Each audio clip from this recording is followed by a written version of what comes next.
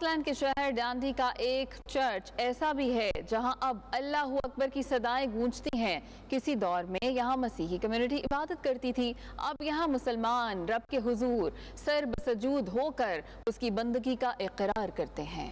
کبھی یہ چرچ گھنٹیوں سے گونجتا تھا، اب اس کے در و دیوار درود و سلام کی صداؤں سے گونجتے ہیں۔ یہ چرچ کب مسجد میں تبدیل ہوا؟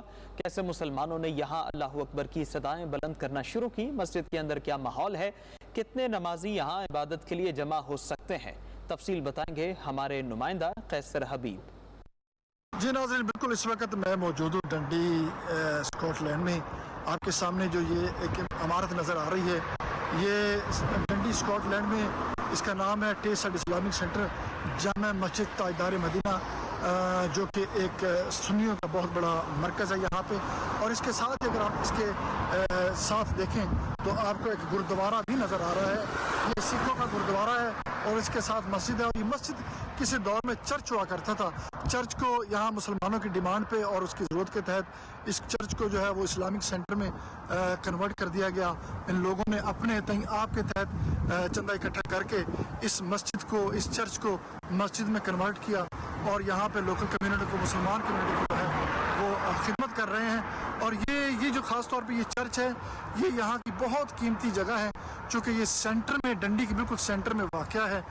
یہاں سے سٹی سینٹر تقریباً 1 سے 2 منٹ کے فاصلے پہ ہے۔ مسجد دیکھ لیں، چونکہ آپ دیکھ سکتے ہیں کہ لیڈیز کی انٹرس ہیں، یہاں پہ لیڈیز بھی آتی ہیں، اور یہ بہت بڑی بلڈنگ یہاں پہ ہے۔ تقریباً نمازیوں کی جو کیپیسٹی ہے وہ 2 ہال پہ مشتمل ہے۔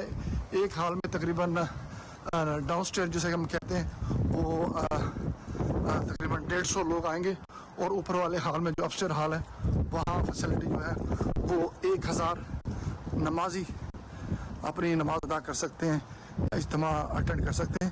اس کے ساتھ یہ 2 کار پارک آپ دیکھ رہے ہیں، یہ کار پارک یہاں پہ نمازی اپنی گاڑیاں کار پارک کرتے ہیں، یہ بھی ان کی اپنی ملکیت ہے۔ اور اس کے ساتھ ملکہ ایک اور بڑا کار پارک ہے جہاں پہ نمازی پرسکون ہو کے اپنی گاڑیاں پارک کرتے ہیں۔ اور اس کے سامنے اگر دیکھیں تو یہ ایک پب ہے، مسجد کے سامنے پب ہے، اور پب میں یہ پب والے بھی ہمیں جو ہے وہ جب زیادہ مصروفیت ہو جاتی ہے تو یہ ہمیں اجازت دیتے ہیں کہ گاڑیوں کو یہاں پہ آپ پارک کر سکتے ہیں۔ یہ ڈنڈی کی جامع مسجد تاجدار مدینہ ہے، جس کو ہم ٹیسڈ اسلامک سینٹر کے نام سے جانے جاتے ہیں۔ یہاں پہ میرے ساتھ جو تشریف فرمائے ہیں وہ شخصیت ہیں جن کے خون پسینہ سے اور جن کی محنتوں سے یہاں پہ یہ جامع مسجد تاجدار مدینہ کا قیام ہوا۔ ان سے پوچھتے ہیں کہ یہ سلسلہ کب سے شروع ہوا۔ جی السلام علیکم۔ وعلیکم السلام ورحمۃ اللہ وبرکاتہ۔ الحمدللہ جناب، یہ مسجد 1985 میں، جولائی 15 سے 85 میں اس مسجد کی ڈورس اوپن ہوئی پبلک کے لیے۔ ہم نے بہت جد و جہد کی، یہاں ہم سرکار دو عالم صلی اللہ علیہ وآلہ وسلم پر درود و سلام پڑھ سکیں، ان کی نعتیں کہہ سکیں۔ تو اللہ کے حکم سے ہم کو یہ چرچ مل گیا، جس کو ہم نے پھر تبدیل کیا مسجد کی شکل میں۔ تو الحمدللہ آج ہزاروں لوگ یہاں پر آتے ہیں، نمازیں پڑھتے ہیں، میلاد مصطفیٰ انجوائے کرتے ہیں۔ تو اللہ کے حکم سے وہ مالک دینے والا ہے، اس کی ہی دی ہوئی یہ ایک ایسی جگہ ہے۔ اسکاٹ لینڈ میں ایک سنیوں کا مرکز ہے۔ الحمدللہ مسجد تاجدار مدینہ کا ایک نام ہے، اور ماشاءاللہ اس ایسے نام پر جو بھی یہاں رکھے جاتے ہیں، میلاد پاک یا دوسرے پروگرام، الحمدللہ اللہ کے کرم سے بہت ہی شان و شوکت سے منائے جاتے ہیں۔ آپ نئی جگہ ڈھونڈتے ہیں تو مشکلات تو آتی ہی ہیں۔ تو ڈنڈی میں ایک مسجد پہلے تھی، لیکن پھر کمیونٹی جو ہے وہ انکریز ہوتی گئی الحمدللہ۔ تو کمیونٹی سے ساتھ لگے تو ہم نے یہ جگہ ڈھونڈی۔ الحمدللہ ساتھیوں نے بہت تعاون کیا اللہ کے کرم سے۔ اگر ساتھیوں کا تعاون نہ ہوتا تو یہ بہت مشکل کام ہوتا، تو اللہ کے کرم سے ساتھیوں نے بہت تعاون کیا، تو یہ الحمدللہ آج ایک مرکز آپ کے سامنے ہے۔